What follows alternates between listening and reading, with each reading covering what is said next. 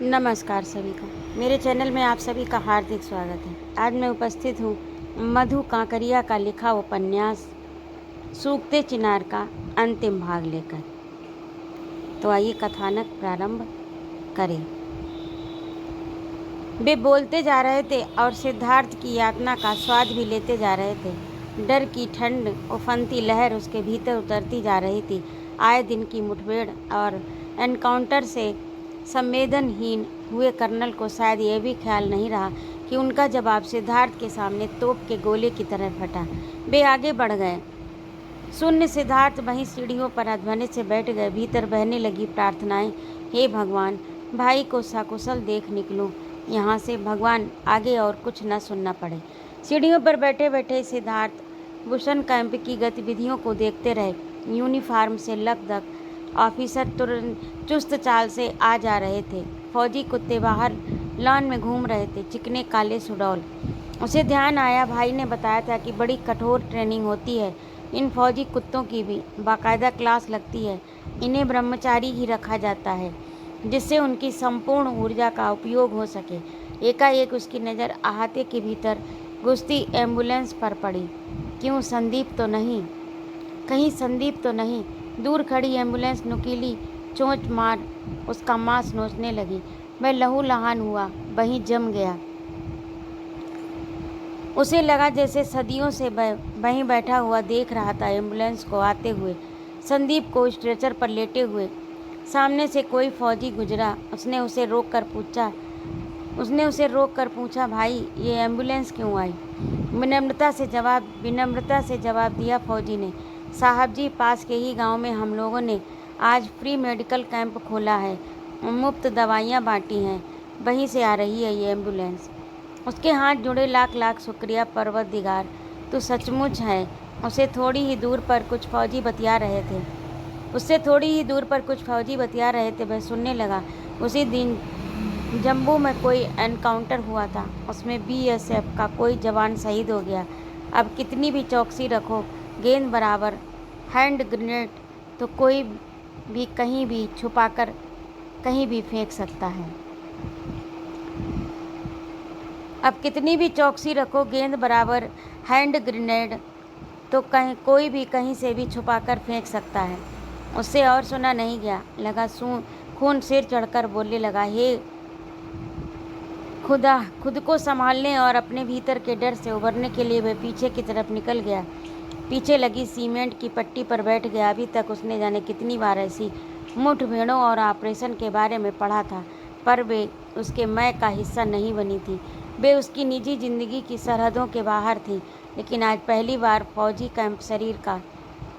Camp Kashmir का दहशत भरा वातावरण, अमृत फोन, भाई से संवादहीनता के मिले जुले कॉकटेल ने उसके होश उड़ा दिए।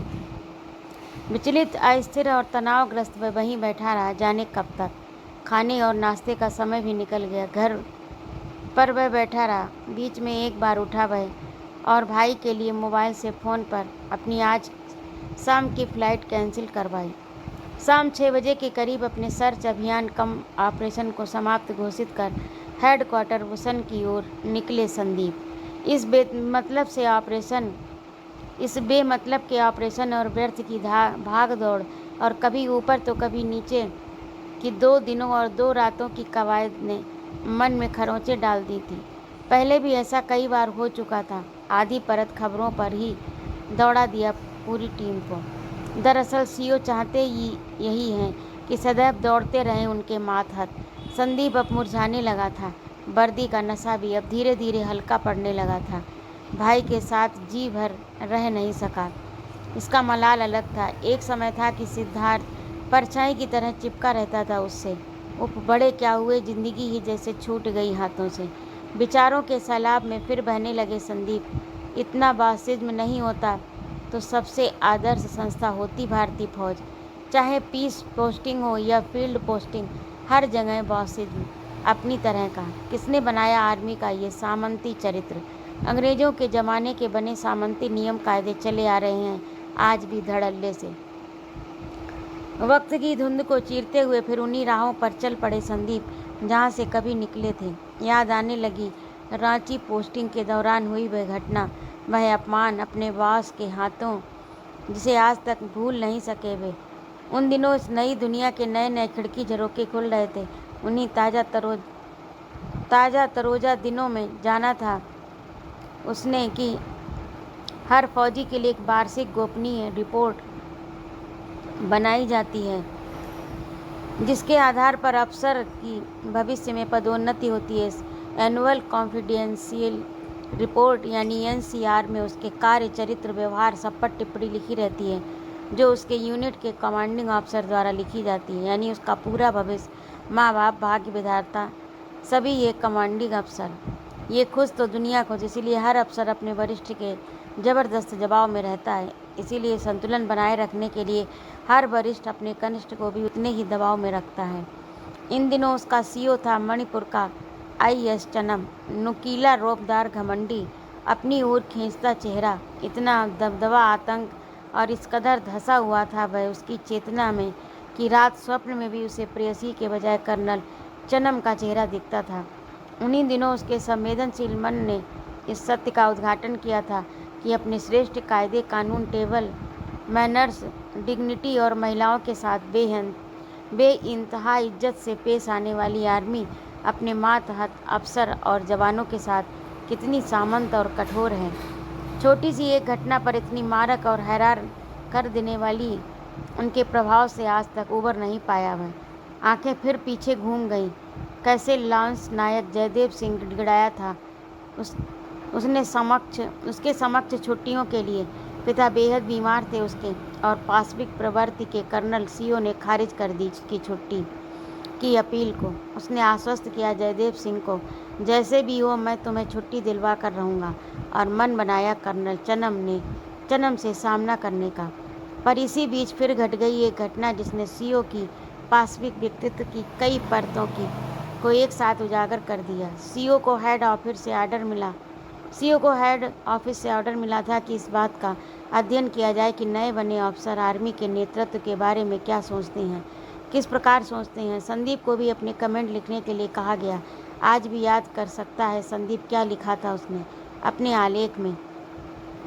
नेता के रूप में उसे जो सीओ मिला था और उससे जो उसे अनुभव मिले थे, उसी आधार पर उसने सच लिख दिया। उसने स्पष्ट लिखा था कि आर्मी के नेता अफसर के भीतर जो भी सुंदर, शिव और मानवीय है, उसे उजागर करने की बजाय उसे कुचलने में ही अपना योगदान दे रहे हैं। जबकि नेता को एक अच्छे माली की तरह होना चाहिए, जो दे सके अपना योगदान मनुष्यत्व के पौधे को सींचने में। उसने लिखा था, नेता अपनी टीम का वैचारिक कप्तान होता है। नए विचार, नई सृजनात्मकता, नए प्रयोगों को जन्म देना उसका नैतिक कर्तव्य होना चाहिए। पर दुर्भाग्य से आर्मी के हर सीनियर को तेजस्वी अफसर नहीं, लद्दड़ लक्कड़ ढीकरा चाहिए, जो टनटनाता रहे, नेता की ताल पर उसका अनुकरण करे, कोई प्रश्न ना करे। जबकि गीता के इस देश में प्रश्नों और संवादों की एक स्वस्थ परंपरा रही है। स्वयं गीता भी क्या है? कुछ प्रश्न, कुछ जिज्ञासाएं। आर्मी के नेता को यदि किन्हीं 3 शब्दों से चिढ़ है तो वे हैं क्यों, क्या और कैसे।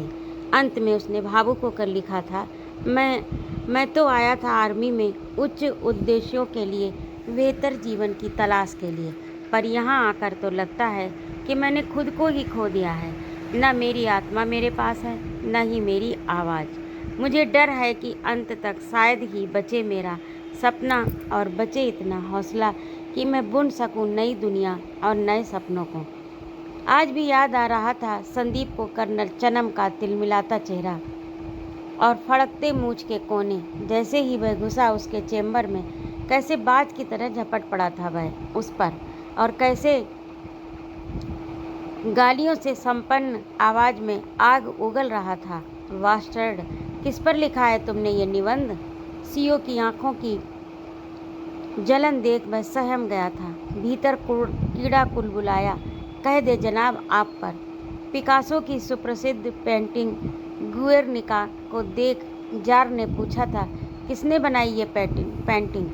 बेधड़क हो जवाब दिया था पिकासो ने, जनाब आपने। पर वह ऐसा नहीं कह सका। शब्द गले की दहलीज पर आकर छूट गए। वह कलाकार था, वह फौजी है। अपने को भरसक संयत कर जवाब दिया उसने, सर मैंने किसी विशेष व्यक्ति पर नहीं लिखा, मैंने तो सिर्फ ये कहना चाहा है कि नेतृत्व कैसा होना चाहिए। सीओ चनम सिगरेट का धुआं छोड़ता रहा, उसे घूरता रहा जैसे पंजे में फंसी बिल्ली घूरती है चूहे को। पूरे 15 मिनट बाद अपनी घूमने वाली कुर्सी को फिर उसकी तरफ घुमाते हुए पूछा उसने, तू सोच, शायद तुझे याद आ जाए कि किस पर लिखा है तूने। उसकी आंखों से फूटती हिंसक चिंगारियों और मक्कारी को अनदेखा कर फिर विनम्र शब्दों में जवाब दिया उसने, सर जब मैंने किसी पर लिखा ही नहीं तो याद कैसे आएगा। अपनी गोल गुलटी आंखों से वह घूरता रहा, उसकी यातना का स्वाद लेता रहा, अपना काम करता रहा। बस हर 15 मिनट बाद लहरा लहरा कर उससे पूछता रहा, क्या याद आया। 1.5 घंटे तक उसके चेम्बर में हाजिरी देने के बाद ही निकल पाया वह बाहर। दूसरे दिन उसने अपनी हैसियत से लॉन्स नायक जयदेव सिंह की 10 दिनों की छुट्टी मंजूर कर दी थी। तब कितना समझाया था उसे उसके मित्र कैप्टन प्रवीण शर्मा ने, जयदेव का तो भला होने से रहा, उल्टा सीओ तेरे पर चढ़ जाएगा, लगा देगा तेरी छुट्टियों पर कर्फ्यू। कूल कूल उसने आपसे किया, फिर आश्वस्त किया था उसने खुद को, you are not inferior to anybody else in the world except God. तुम दुनिया में सिवाय ईश्वर के किसी से कम नहीं हो। कितना आदर्शवादी था वह उन दिनों। संदीप मन ही मन मुस्कुराया और उतना ही जिद्दी भी था। पीछा नहीं छोड़ा था उसने सीओ चनम का। फिर सामना किया उसने सीओ का, खड़ा रहा उसके चेम्बर में पूरे 15 मिनट तक। गर्दन उठाई सीओ ने, फिर बेरुखी से कहा, अभी मैं फ्री नहीं हूँ, 2 घंटे बाद आना। 2 घंटे वह घूमता रहा बाहर, निरर्थक निरुद्देश्य। जैसे ही बीते 2 घंटे उसने फिर खुद को ठकठकाया। बच्चू होशियार कच्चा नहीं बनने का। भीतर के सारे साहस को इकट्ठा कर वह फिर तैयार सीओ के सामना करने के लिए। एक उड़ती नज़र डाली सीओ ने उस पर, उसकी बदहवासी और परेशानी का स्वाद लिया और च्युइंग गम चुभलाते हुए कहा, रात 10 बजे बाद आना। मैं 11 बजे पहुंचा, फिर 15 मिनट तक खिड़की से दिखते टुकड़े भर आसमान में छितरे तारों को गिनता रहा। 15 मिनट बाद सीओ ने मुंडी उठाई और कहा, कल सुबह आना। ढीठ की तरह मैं सुबह पहुंचा तो उसने छूटते ही कहा, तुमने जयदेव को 10 दिनों की छुट्टियां क्यों दी। सर जम्बू जाएगा तो आने जाने में ही लग जाएंगे 4 दिन। भरसक विनम्र हो जवाब दिया उसने। सीओ ने खा जाने वाली नज़र उस पर फेंकी। संदीप को लगा कि कमरे की दीवारें एकाएक इतनी गर्म हो उठी कि वह झुलस जाएगा। आज भी याद कर सकता है संदीप की कितने आत्मबल से तब संदीप ने स्वयं को उस घृणित तिलचट्टे के सामने सिकुड़ने, बिखरने और कच्चा पड़ जाने से रोका था। और तब सीओ ने गुस्से में फुफकारते हुए रजिस्टर उछाल कर उसके सामने फेंक दिया। संदीप को लगा कि रजिस्टर नहीं, उसके होने का उसके वजूद को उछाल कर फेंक दिया उसके सामने। क्या उठाए वह रजिस्टर? नहीं, संदीप ने रजिस्टर नहीं उठाया और बिना एक भी शब्द बोले निकल गए कमरे से बाहर। बाद में सीओ ने जयदेव को 7 दिनों की छुट्टी दी। विचारों की आंधियां फिर चलने लगी। पीस पोस्टिंग में हो या फील्ड पोस्टिंग में, मथुरा हो या रांची हो या कश्मीर हो, हुक्म बजाने और बजवाने का कारोबार चलता रहता है। हर सीनियर अपने सीनियर से दबता, हर जूनियर को दबाता। उसे याद आया एक चुटकुला। एक बार इंटरनेशनल प्रतियोगिता थी कि कौन कम से कम मूल्य पर कबूतरों का निर्यात कर सकता है। इस प्रतियोगिता में भारत बाजी मार गया। इंग्लैंड, अमेरिका, जापान जैसे सभी विकसित देश हैरान। इस मूल्य पर जो लागत ही नहीं निकलती, कैसे कर पाएगा भारत इन मूल्यों का निर्यात। बाद में निर्यात अधिकारी ने राज खोला, भाई ये भारतीय कबूतर हैं, दुनिया के किसी भी देश में ऐसे कबूतर नहीं हैं। हमें पैकिंग की ज़रूरत ही नहीं, हम इन्हें बड़ी सी खुली टोकरी में बस बैठा देंगे तो क्या ये उड़ेंगे? नहीं भाई, जब ऊपर वाला उड़ता है तो नीचे वाला इसकी टांग पकड़े रहता है। इस कारण ना कोई उड़ता है और ना उड़ पाता है। एकाएक वह रास्ते में ही ठाका मारकर हंस पड़ा। यही हाल मेरी फौज का, मेरे देश का। ना उड़ो ना उड़ने दो। आसपास के लोग उसे देखने लगे तो वह झेप गया। उफ, वह भी कहाँ खो गया। उसने फिर गर्दन को झटका दिया और सोचने लगा सिद्धार्थ के बारे में। उसने मोबाइल से उससे संपर्क करना चाहा, पर वीक टावर या मौसम की गड़बड़ संपर्क होते होते टूट रहा था।